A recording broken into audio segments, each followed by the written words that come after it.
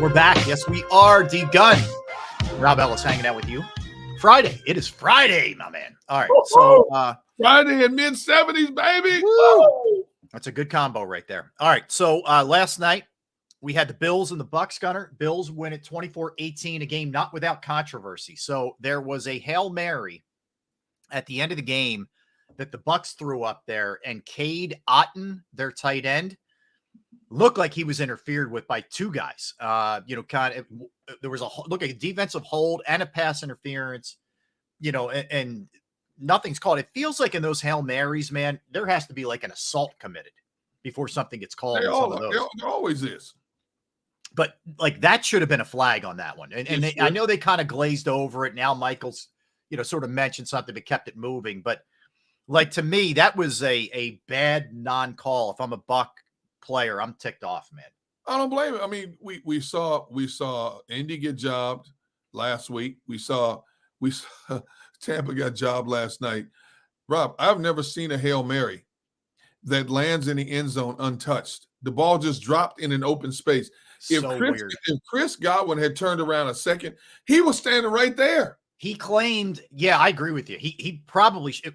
I give Mayfield props. I mean, he made it a catchable ball. But anyway, Godwin said that he was engaged with somebody and then he kind of broke off. And when he looked up, it was already on him, basically, is the way he put it. But that could have been caught. Very much could have been caught. Dude, I watched it twice. If he had just turned, he was faced this way. The ball dropped over this way.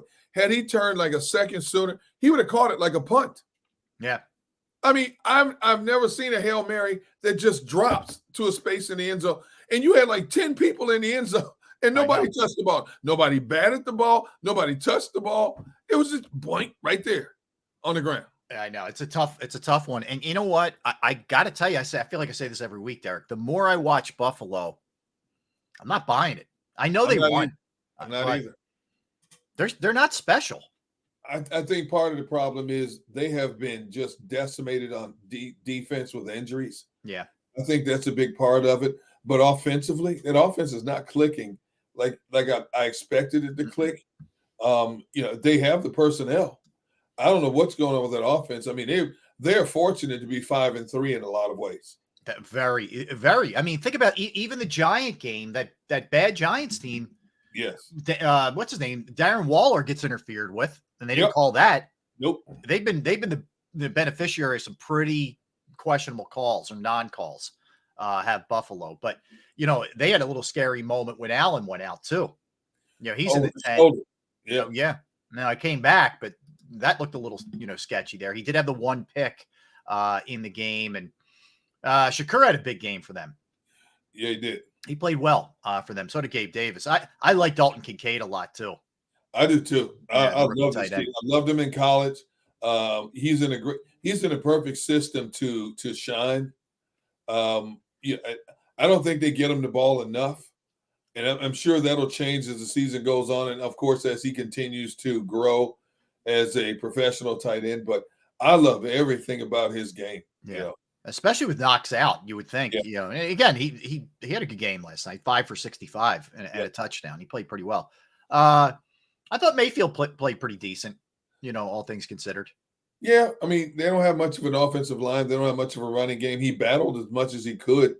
To be honest with you, I was shocked he got the ball to the end zone in a Hail Mary. I didn't think his arm was that strong. Yeah. And he got it there, and then some. But Mayfield is one of those guys. He's like Scrappy Dog. Yeah. He doesn't quit. I don't care how many times you hit him, how many times you frustrate him. He doesn't quit, And that's what you want with the quarterback. Whatever he lacks in overall physical attributes, mentally, he's right there with the best in the game. It doesn't make a difference how bleak a situation look. He's always competing, And with a team like Tampa, a team that's now one game below sea level, that's all you can ask for. That's all you have. It's all you can ask for. Yeah. So the Dolphins players are none too happy that they've been selected by the league as the in-house Hard Knocks team this year. I'm not surprised. Yeah, like Tua kept it kind of classy. He said, I in regards to it, he said, I'll just like to keep things private, and that's how I'll do things, going forward. But Xavier Howard, Hard Knocks is bull bleep, especially during the season. And guys kind of laughed at it. And he said, "No, I'm serious. I'm not a fan." So I wonder, maybe a little distraction here with Hard Knocks with the Dolphins going forward. Well, like I said the other day, it's one thing to have cameras in your face constantly during a training camp. But when you're in the middle of a work week and you're trying to go from one opponent to the next in the span of 7 days, you don't want to be on your P's and Q's. And let's face it, those cameras have access to areas and conversations most coaches and players don't want them to have access to. Mm-hmm. If I'm a player, I don't want the cameras around me. Yeah. I really don't, And I'm surprised the league even came up with this. Now, obviously, there's an audience for it because people have inquiring minds and they want to know what goes on behind the scenes during the work week of a regular season. I get it. Mm-hmm. But for the team that is forced to be the guinea pigs in this, 9 times out of 10, they don't like it. They don't want that stuff in there. I don't blame them one bit. I don't either. Like I find it like the league shouldn't have the ability to. I guess it was agreed to in some way, but they shouldn't have the ability to force this on teams in season. No. They shouldn't. It's just wrong. All right, so a couple other things around the league. So mention, what was going on with the whole Dalvin Cook wanting, potentially out, all that kind of stuff, which is one to definitely keep your eye on. That's for sure. But the other thing that's the entire season, even though they started to play a lot better lately, is the Pittsburgh Steelers and the offense under Matt Canada. And Deontay Johnson, was asked, basically about that, and kind of gave you we're sort of stuck with him deal this year. The players are not a fan. I will just tell you that of him. That's for sure. Are you surprised? No, not at all. I mean, I'm trying to be as delicate as I can. He has done a good job. And by the way, he's playing on Sunday, Deontay Johnson. He is? Yeah, it looks like it. He missed practice on Thursday with a hamstring, but he says he's playing at least. So he said, I'll be playing Sunday. Here's what I'll say about the Steelers and a Mike Tomlin coach team. If there's an issue, Mike Tomlin will address it. Yes. He will take care of it. Yeah. One way, shape, or form. Mike Tomlin is one of these guys. He don't care if you make $100 million a year or $1 million a year. You still are under his leadership. Yeah. He's a no-nonsense dude, man. And I can't tell you how many times it was a recent one also, a recent game. Somebody came off the field. I forgot who it was. It was a prominent player. And the player's walking off the field with his head kind of half down, and Mike Tomlin's talking to him. Yep. And the player was about to walk past him, and he's screaming, "Hey, look at me when I'm talking to you." Mm-hmm. You got to have a certain pedigree to demand that kind of respect and not have players, start pouting under you. Yep. Mike Tomlin's been around the block a long time, been a Super Bowl winner, been to 2 Super Bowls, never had a losing season in 16 years as head coach of the Pittsburgh Steelers. That is phenomenal in itself. It is. In players, whether they are current players welcoming in new veterans or new rookies, or players exiting out the door who will pass the word along to potential players coming in, one thing they will tell you about Mike Tomlin, dude, don't go in there half-stepping because he will call you out. Oh, yeah. He'll call you out. That much is for sure. We know that. They're 4-2 right now, Rob, considering they have one of the worst defenses in the league, which is not a Mike Tomlin defense. Right. And the quarterback, Kenny Pickett, is still evolving, not where you thought he'd be at this point. This is a team that falls under the category of true grit. Yeah. They will find a way. They will stay close in games. Defense will get a touchdown. Something happens that they end up scrapping. Yeah. Yeah, strip sack something. Mm-hmm. And Kenny Pickett's numbers, if you're a fan of Steelers, you sit there and watch Kenny Pickett play, and it's just like churning your gut. Like, come on, man, seriously. And then all of a sudden he makes a big throw. Yeah. He makes one big throw a game that decides the outcome of a game. Yeah, like I still don't know about him. I don't know. Yeah. I don't know that he's the answer. Tyreek Hill's going to play. He was dealing with a hip issue, but he will play. And coming from the horse's mouth, he said it himself yesterday. He will play against the Patriots this weekend, which obviously Miami needs to get back on track after that Eagles loss, and they'd like to just further distance themselves from New England, who won last week. So, but that's always, even when New England was in their heyday with Brady. Yep. Miami always gave them a hard time. Yeah, he did. It didn't matter if it was at New England or at Miami. They always gave them a hard time, for sure. Tyreek Hill is on a mission to get 2,000 yards. Rob, if he had to play on one leg, he's going to play on one leg. Yeah. Right now, he's your leading pass catcher in the NFL, receiving yards wide. That dude's almost at 1,000 yards through 7 games. It's sick. But he also has A.J. Brown right on his heel. He doesn't want to give up that number 1 status. Yeah, AJ's sniffing around there a little bit. Yeah, Tyreek has 902. AJ has 809. So AJ's less than 100 yards behind him now. Yeah. And the way AJ is racking up yards, Tyreek said, hey, man, I'm not sitting out this game. There ain't no way I'm sitting out this game. I think you're right. Yeah, and I'll take a 75% Tyreek Hill over a 90% more than half the rest of the pass catchers in the NFL. The NFL placed Chiefs wide receiver Justin Ross on the commissioner exempt list following last week's arrest. He cannot practice or attend games while on the commissioner exempt list. There was a domestic issue, so I think they're just trying to figure it all out. We see this quite a bit with the commissioner exempt list. Not a surprise there with that. More domestic abuse. Yeah. Yep. So alleged. Roquan Smith will play for the Ravens versus the Cardinals. He's been struggling a little bit. He missed practice this week, but he will be back. He will be back. He's played in 57 straight games. So pretty amazing. He tore a pec muscle and was placed on the injured reserve back in 2019, and he hasn't missed a game since. Ooh. So he's a tough dude. He'll be out there.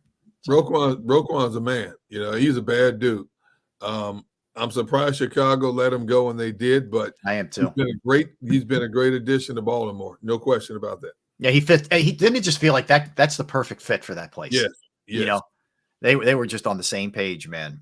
That's for sure. All right, Jimmy G is going to play this week for Vegas against the Lions. They're going to need him because that Lions team's coming off a loss. They're going to be angry. Yep. I can promise you that much. That's the Monday night game, I believe. Yep. I don't know what much difference it makes. I have zero belief or faith in that team. None. They're one of those teams like just get me to the end of the season. I don't buy them at all. Where's that game being played? Motown. Yeah, that's a bad spot for the Raiders. Yeah. Yeah, Detroit. Now that Minnesota pulled off that big win against San Francisco, Detroit's like, hey, we got to get together here. I don't see that being a close game, to be honest. I don't either. Austin Eckler. This kind of goes into the Matt Canada territory.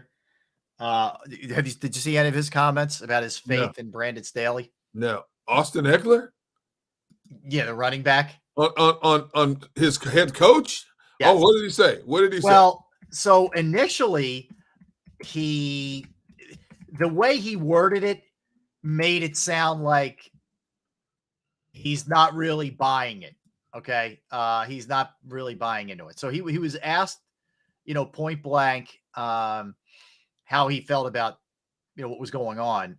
And he didn't bash him, but he said he did kind of walk things back, I guess, a little bit. He's frustrated. He said basically, hey, look, there's nothing I can do to control that. And he said he has no opinion on how he feels about Staley. And if he did, it wouldn't matter because he's only concerned about going out and doing his job.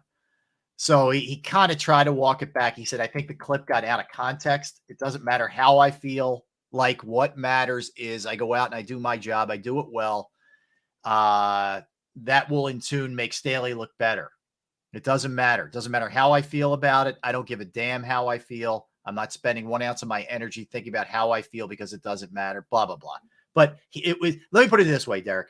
If you asked an Eagles player coming off of that Jets loss how they felt about Nick Sirianni, you're not getting an answer like that. You're getting, he's our coach. Yep. We believe in Nick. This was a team loss. We all cost us that game. You know, then the cliches all start flying.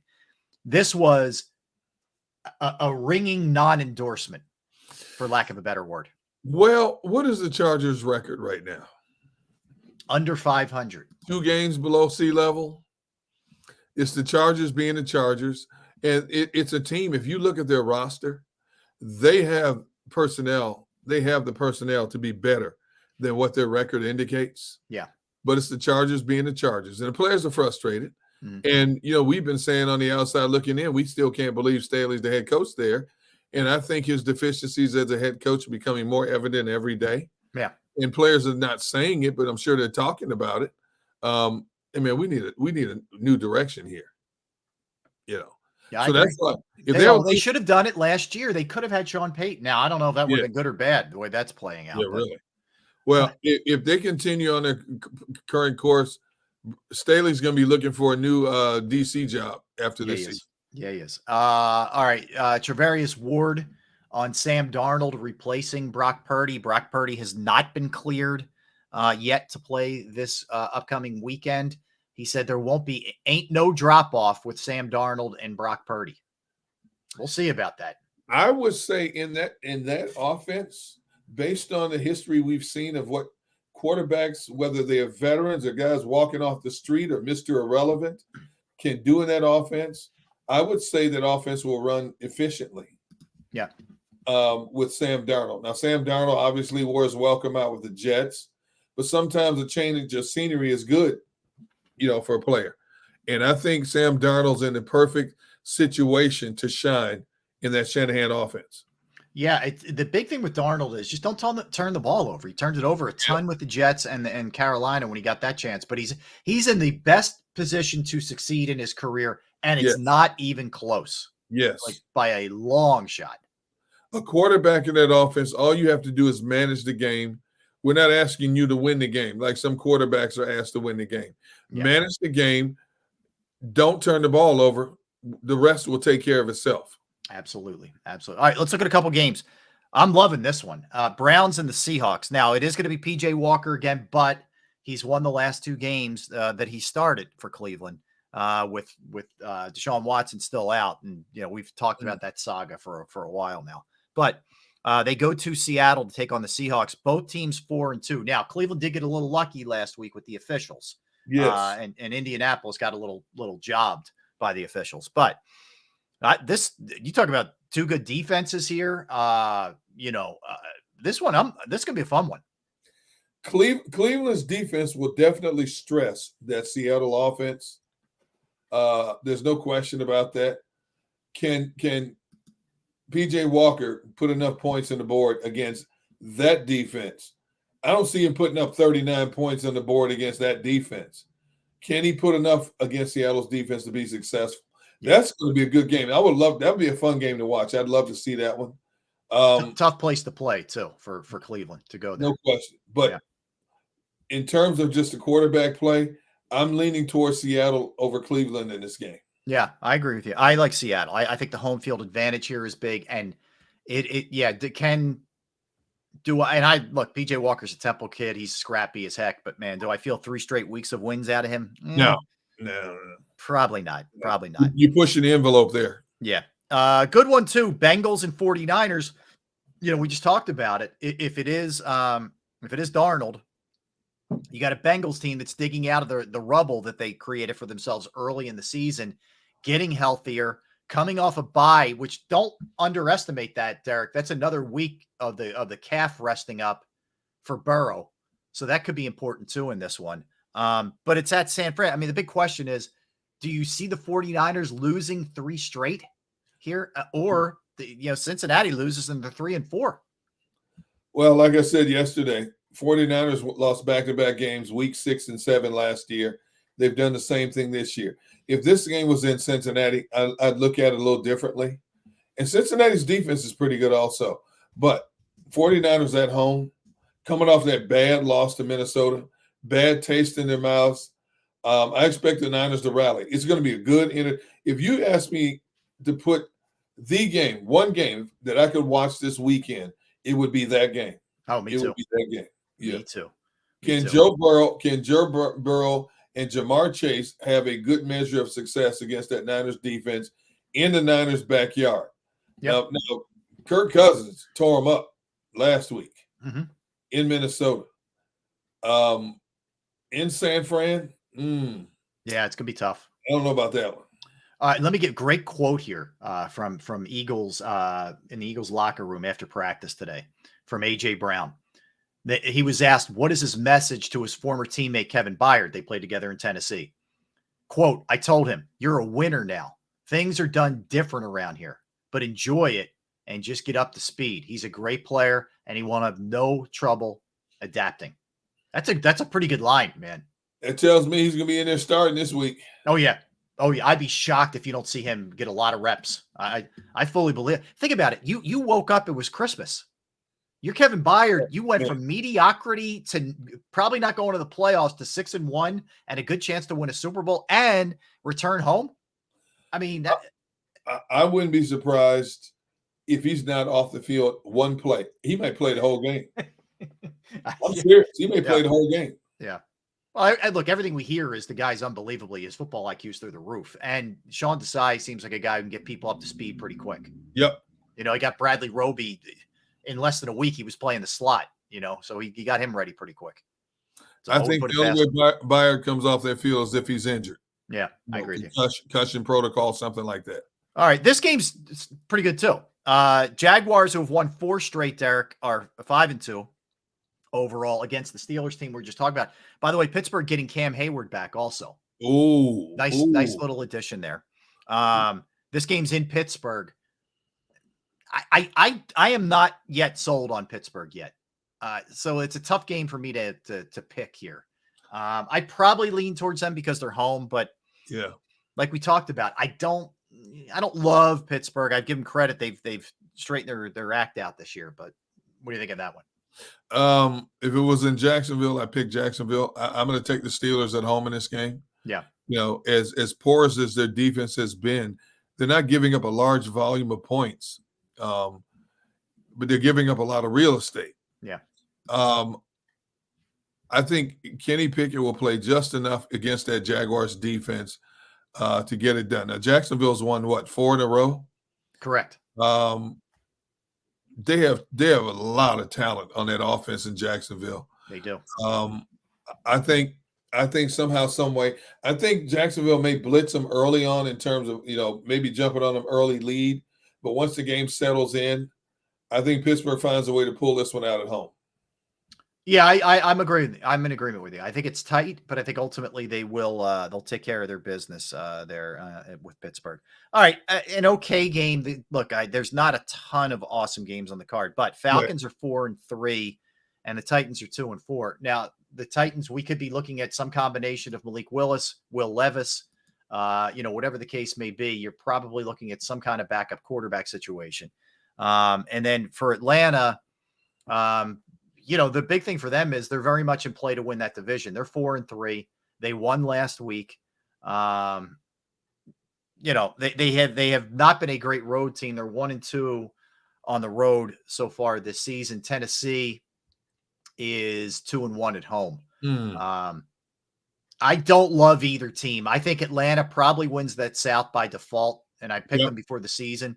It doesn't mean I love them, and I definitely am not a big Tennessee guy. What do you think of that one? It's going to be a rugged game. Tennessee's going to want to keep it a low-scoring game. Yeah. Ritter, you don't know which Ritter's going to show up week to week. Been better lately. I'll give him that. He's been better lately. But they're going to come after him in that game. Yep. And they're going to keep the game plan simple if Levis is quarterback in that game. They're going to keep it simple. They're going to try to pound the ball between the tackles with Derrick Henry. Mm-hmm. I'm going to take Tennessee at home in this game. Okay. I'm going to go with Tennessee. Even with the untested quarterback, I'm going to take Tennessee's desperate right now. Atlanta, week to week, you don't know what team you're looking at when it comes to Atlanta. I think Atlanta's going to come out of this game black and blue based on Tennessee's physicality on defense, and that's with the loss of Byard. Now, if I'm Atlanta, I'm looking to attack the middle of the field to see, who the replacement is and what he's like. But I think Tennessee outmuscles them in this game. Okay. All right, I'll hit you with a couple others.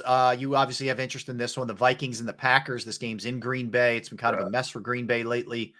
Vikings are starting to get their footing. They're 3-4 at this point. Could be a threat there, maybe to be the second place team, I think, behind Detroit in that division.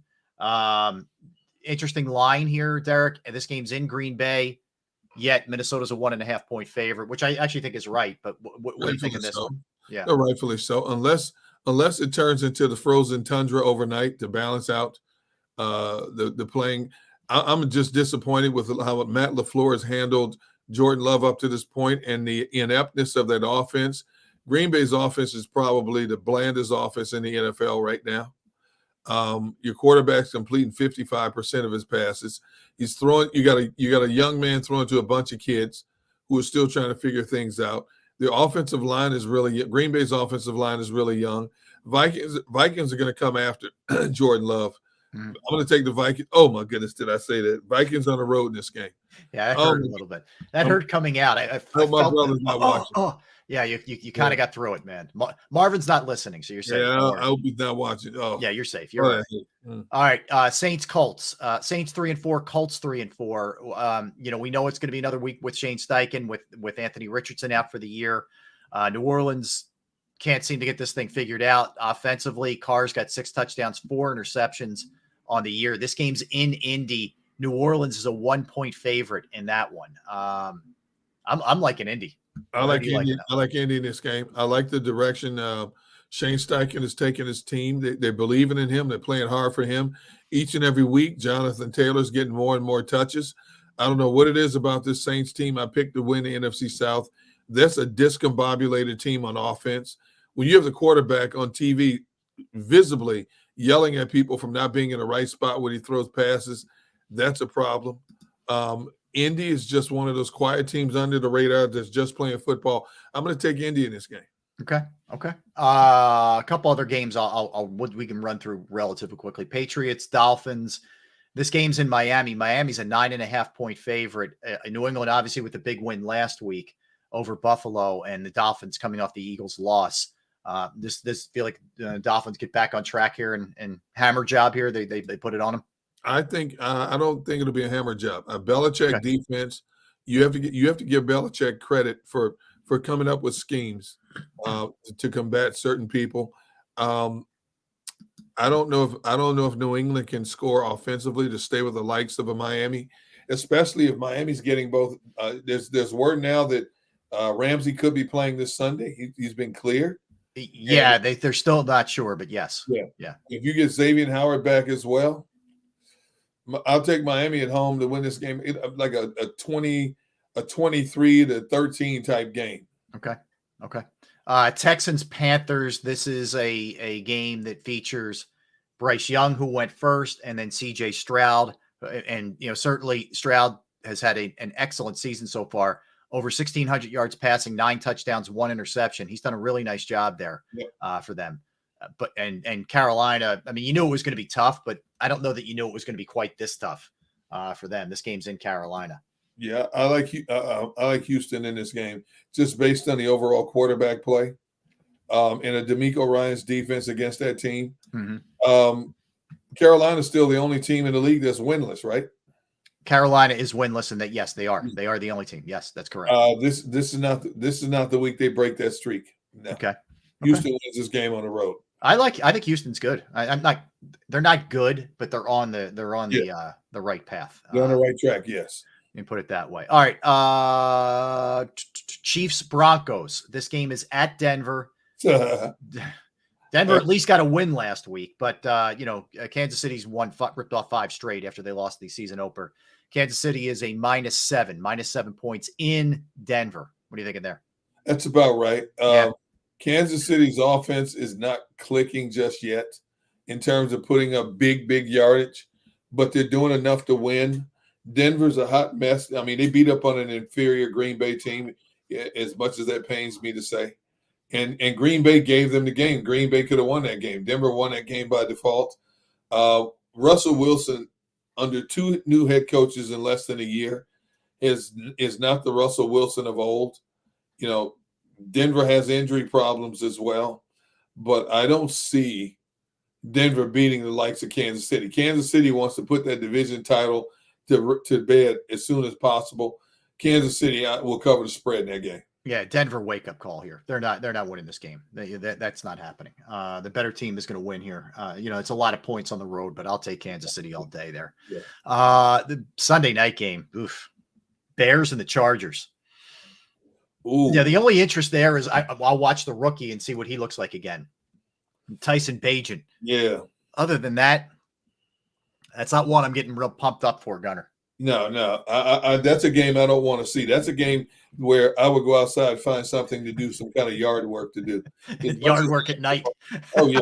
If it was there, I'd go out and find yard work at night just to avoid watching that game. Now, you know me. I'm going to watch it. I'll be driving home. Let's see.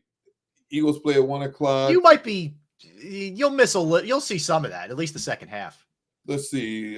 Game will end about 4-ish. 2-hour post game, good show. 2 hours. Yeah, you'll see most of that one. I might get there. At the latest, I should be home by 8:30. Yeah. You'll miss the first quarter. Yeah.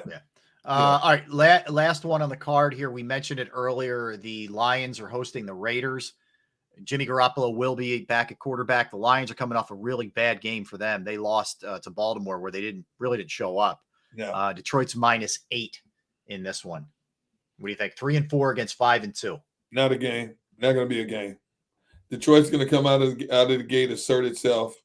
I think Detroit will score first. Detroit will score often. Detroit was by far score the most points. Raiders will be heading on with their tails between their legs in this game.